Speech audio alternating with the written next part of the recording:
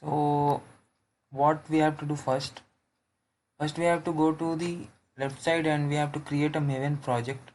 So in that, what we have to select, create a simple project. After that, what you have to do, do next, and then here we have to give group ID. Group ID is nothing but your uh, package structure or something. So I will give something like always take or something like this, and then artifact is something like is nothing but your project name.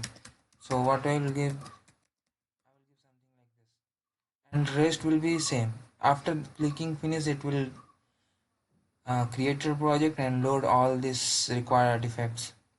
So I will not going to create anything because I have one created.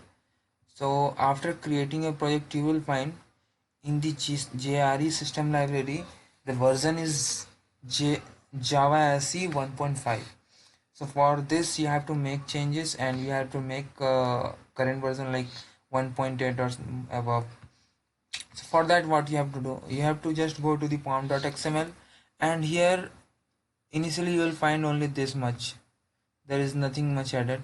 So after that, what you have to do, you have to add this property tag. In that you have to add 1.8, and then when you are going to use a Spring class or anything, then you have to add this dependencies of Spring framework dot boot.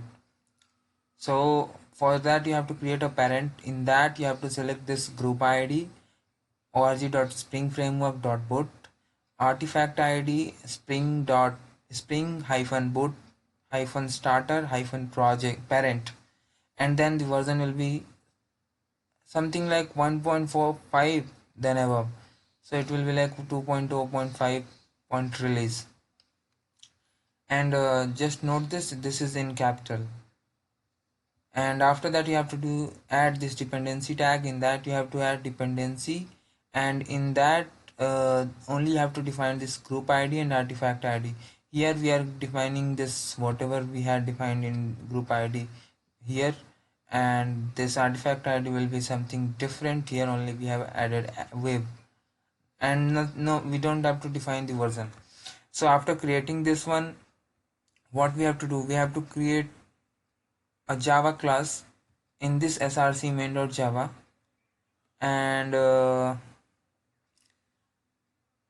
main Java class is this one. So I have created this hello world spring app in this package com.aves.app, and I have annotated this class as spring boot application. So after creating this one, I have created one main method. In that I am calling this run method, spring application dot run, and this one will call this class, and the argument, this is nothing but arguments. And after this I will .java class. So for that I have created this class in com.aves.app.controller package, and this class is also annotated with REST controller, and inside this class I have just added this request mapping, and this request mapping is nothing but when we are hitting any URL, so the basic URL whatever we are going to give, with that it will work. And in this we have created a simple function, and this is returning nothing but a hello spring. Okay, so this much we have done, and now we are going to run this hello world spring app.java. And how we will run? We will run as a Java application. There is nothing much we have to do, just we will run as Java application.